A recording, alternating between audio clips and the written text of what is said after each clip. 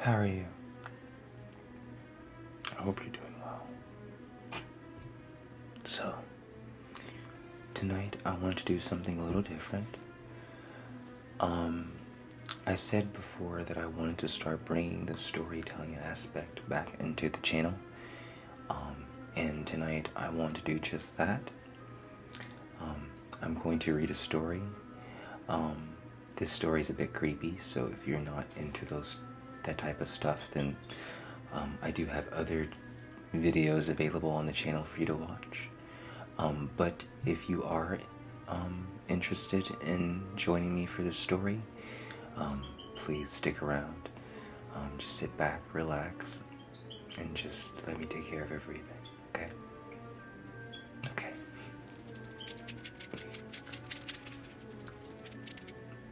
Now, I know some people don't really care for scary stories when they go to sleep, and that's fine.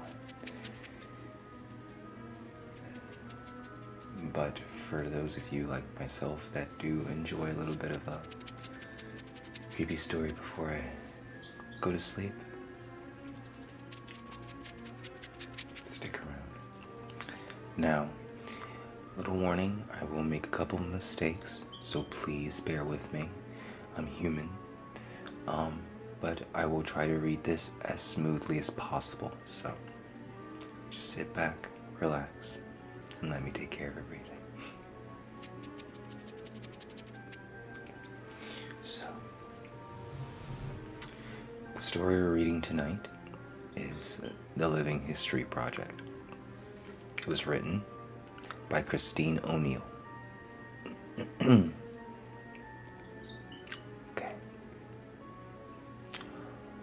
One of my least favorite parts about being a middle school history teacher is the bullshit living history assignment we give at the end of each school year.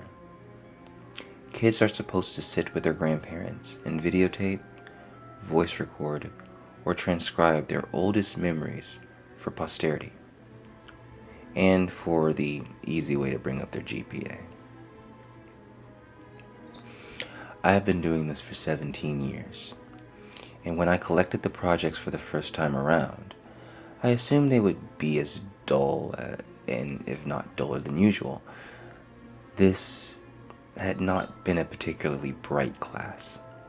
So I went home, poured myself a glass of wine, and prepared for a long night of "I only owned 2 pairs of pants when I was your age," or "My brother got beat with a newspaper for hitting a baseball into the neighbor's yard."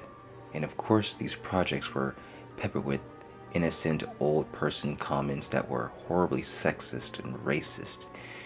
You just had to laugh. Now, I had a girl in my class whom I call Olivia. She was pudgy, quiet, and proved herself a consistent B student.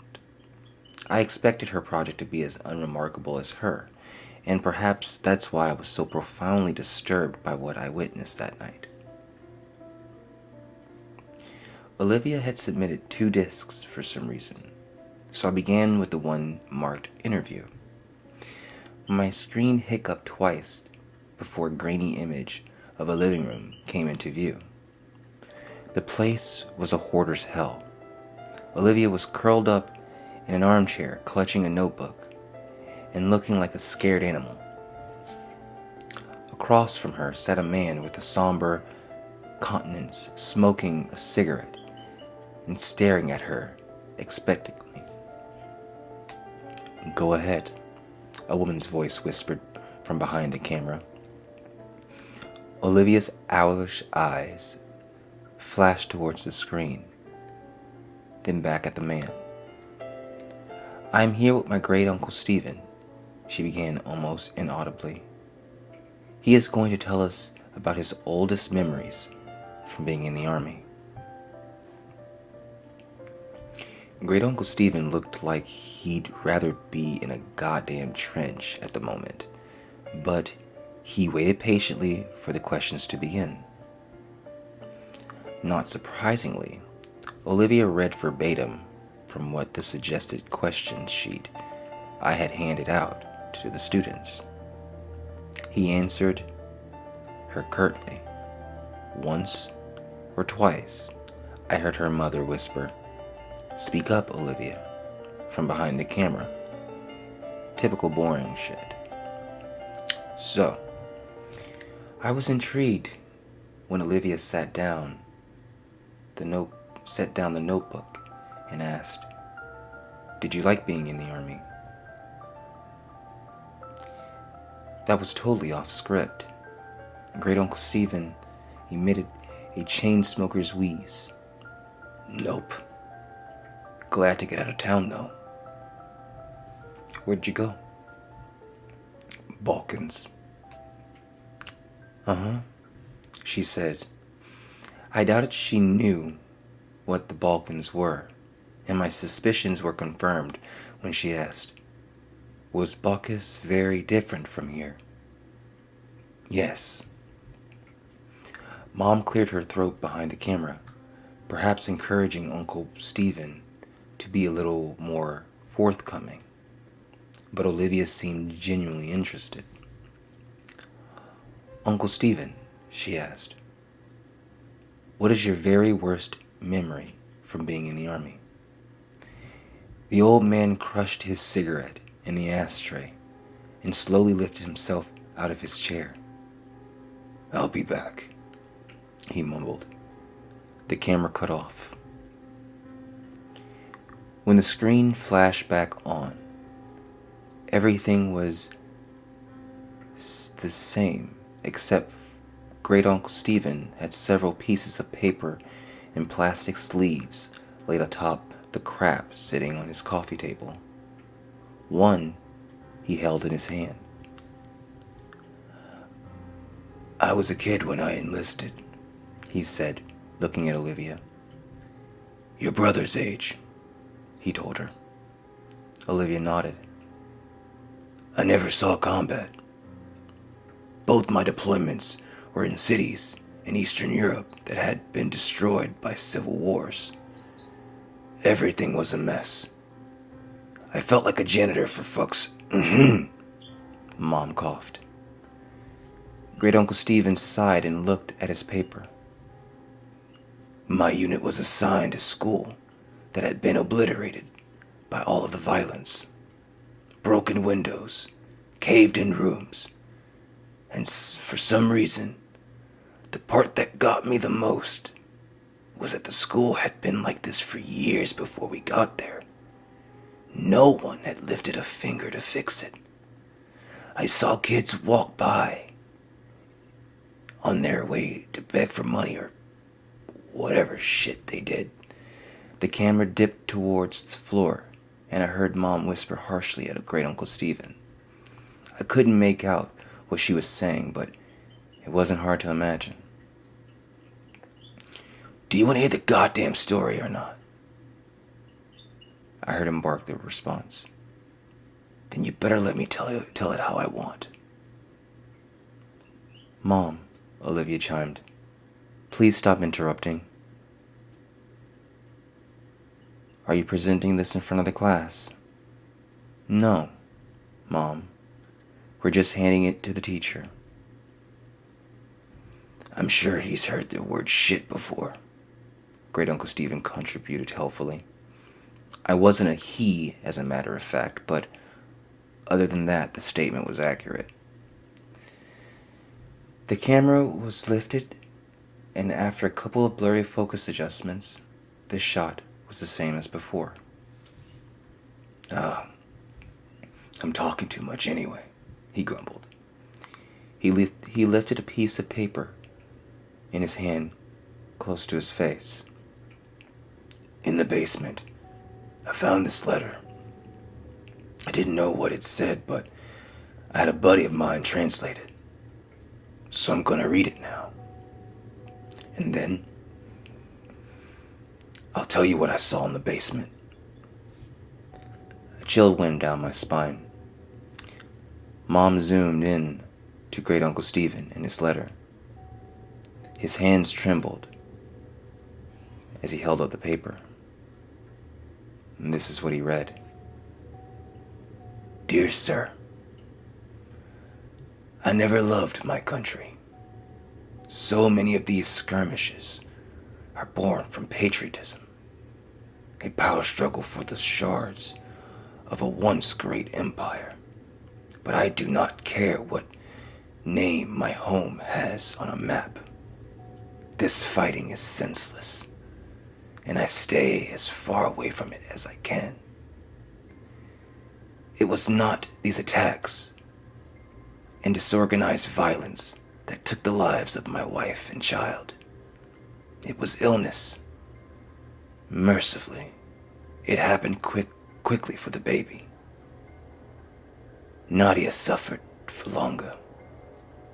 I watched in horror, knowing I could do nothing for them. My only solace is that I was there for them every step of the way. I stopped going to work one day, and no one came after me. I doubt they noticed I was gone, since the school was simply across the field, visible from my window. It would have been easy to go for a few hours each day and come home quickly to care for them. But what was the point? All I did was clean floors. I was as useless to the world as I was to my family. I had tried to take Nadia to the hospital, but the journey was too long and taxing. I brought her home, and she died that night. After Nadia, the baby were gone. Well, I don't remember much. I didn't leave the hovel, and barely ate and slept. Thought many times of taking my own life. Tempting though it was, I felt paralyzed by my own helplessness. The one thing that kept me sane was my radio. I never turned it off once. Even though I didn't listen to the words being said, in fact, the channel I had got the clearest was in English, I think, which I didn't speak a lick of, but the voices, the music, the true knowledge that life existed beyond this violent city sustained me. I have no idea how much time passed before I saw the light of day again. I was dizzy from hunger, so finding food was my priority. My radio came with me, of course. Since I first hauled myself up, it was gone everywhere with me. It has gone everywhere with me. It talks to me as I sleep and as I wake. I don't know what it's saying, but I know I would die without it. Once I had some water and food, it occurred to me that the only thing left to do was to go back to work. So I did. The following morning, I simply returned to school, where I was a janitor, and got back to work. Nobody made a big deal out of it. Like I said, Nadia had been sick for a long time, and those who worked at the school knew it. I appreciate that no one had pestered me to come back to work during the hardest days of my life. The teachers never said much to me, but we smiled at each other in the halls, and that mutual respect was perhaps the reason I decided to come back at all. The place had gone to the dogs without me, so I simply grabbed my broom and rags from my closet and set to cleaning. Everyone is grateful to have me back, I know, and the best part is that nobody minds my radio. I bring it with me everywhere and keep the volume low enough not to disrupt students. No one has ever complained. In fact, I suspect they like it. The schoolhouse is not very big, but does require a lot of maintenance. The floors are always sticky and stained, so I spend most of my time mopping. Kids make messes. I guess that's why I'm still in business. Sometimes I have to move things around to make sure I get every spot on the floor beautiful and clean. But I take pride in that. And the repairs. The schools always needs tune-ups, here and there. And I am happy to help. Some days I am reconstructing a desk that broke as I whisked along with the radio. Other times I handled more serious structural issues. Days when I have work like this, I feel truly instrumental, like a cog in a larger machine. How could this school survive without me? It took me a long time, but I once again feel that I have a purpose. There is a larder behind the school that is full of preserved food. In lieu of payment, I am allowed to take as much food as I need. That arrangement is fine. What would I do with money anyway? I used to bring the food back to my house, just one field away from the school. But when I started sleeping in the basement, no one seemed to notice. This school is special to me, and I cannot leave it unguarded. When I am besieged with memories of my wife and baby, I turn up the volume on the radio to drown out such thoughts. It works for me every time, except this morning. Because this morning, I woke up to dead silence. I frantically examined the radio to see what happened. I honestly cannot tell you how many days in a row I have been using it. Did it simply live out its life and die naturally? I have spent the entire day trying to fix it. Most of this time, I have been crying. I am losing my mind without it. I have given myself until sundown. If I cannot fix it by then, I am going to take my life. I am writing this because the sunlight is starting to die, and I know what my fate shall be. I have thought about taking one last walk through the halls of my school, saying goodbye to the students and teachers. I know I will be missed, but I cannot bring myself to leave this room. I cannot go anywhere knowing that my radio is dead in here. There are no more tears in me. It feels like I can't catch my breath. I vomited what little food I had in my stomach, and I am growing dizzy again, like I did after Nadia died. I am not long for this world. But before I take my life, I have closed the door to this room and stuck a chair beneath the handle. It is the only room in the basement and has a small casement that lets in just enough light for me to see what I am doing. If anyone is kind enough to come looking for me, they should not be met with this gruesome sight. Perhaps they will see a door is blocked, smell my rotting body, and simply forget I ever existed. But I have placed both my radio and this note outside the door. Kind sir, if you are reading this, I have one humble request. Please fix it. Save my radio. It did not deserve to die in its sleep, and I am ashamed that I cannot fix. I am ashamed that I cannot receive it. Now, I am ready to join Nadia and my little Ludmila in heaven. I hope this school can find another janitor who loves and cares for it the way I do. The hour is now. Do not forget my radio. Stanislav. When Mom zoomed back out, Olivia had tears in her eyes.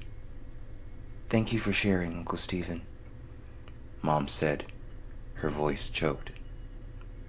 "I think we had enough." "Wait," Olivia chirped. "He said there's more. What did you find?" Before Great Uncle Stephen could open his mouth, the image disappeared. My jaw dropped. Was that it? What did Great Uncle Stephen see? I promptly remembered there was a second disc. This one wasn't marked, but I hoped it contained the rest of the interview. There was no video, only audio. The voice that started up was Olivia's. "Hi, Miss Garrity. I'm sorry about my mom, but she refused to record the rest of what my uncle was saying. But I asked him to continue and secretly record the story as a voice memo on my phone. I remember you said earlier this year that history is written by the people who win wars." She sucked in a breath and commenced crying. "But everyone's history is important, even if they are sad, pathetic people, and even if they never won a single thing in their life. I haven't slept through the night since I finished this project, but you have to hear what my uncle has to say." There were tears in my eyes too. The sincerity of her words were beautiful. I was also flattered that she had remembered some trite phrase I threw around because it was my history teacher. It was what my history teacher said to me. Before I got too sappy over it, the audio began again. "Fine," came Mom's frustrated voice. "If you want to hear the rest of the story, fine. But this is not appropriate for a school project. Let me finish." Great Uncle Stephen snapped. "If it's too much for you, help yourself to a snack in the kitchen. But Olivia wants to know what happened." I heard her mother mumble something and walk away. Olivia and her uncle were alone. I imagined her looking at him expectantly. "So, did you find the radio? Or did it get ruined when the school got blown up?" He rasped, and I heard the distinct click of a lighter. "That letter," he began slowly, "had a date on it." "What date?" she inquired hungrily. "It was dated 2 weeks before we started rebuilding the school." "Didn't you say the school had been destroyed like 2 years ago?" "Yes," replied the Great Uncle Stephen. "It had been." There was silence as I felt goosebumps on my arms. The images that came to mind were almost too overwhelming to express, but Great Uncle Stephen put them into words effortlessly. Clearly, he had spent his whole life thinking about it. "This man, Stanislav, went to a vandalized, falling apart schoolhouse and cleaned up blood and rubble like it was spilled drinks and dust. He smiled at dead bodies in the hallway and believed they were smiling back at him because they liked his radio. He moved around corpses so he could sweep the ground under them. The roof was half collapsed, so when it rained, he must have gotten soaking wet, but was oblivious that he didn't even feel a thing. I could hear Olivia crying steadily. I found the larder he was talking about. It was all pickled, preserved food. From probably tasted like shit. Most of the stuff was moldy. Did you see the dead body? Yes, hanging from the ceiling, but still amazingly lifelike. He wasn't rotting away. This hadn't happened years ago. Did he look peaceful? She asked, a chord of desperation in her voice. Couldn't tell you. The smell was rank, and his face was blue, and his eyes were bulging like this. I imagined him demonstrating. And the radio? Olivia wept. I heard Great Uncle Stephen take a long drag of his cigarette. It was there, all right. And it was still on.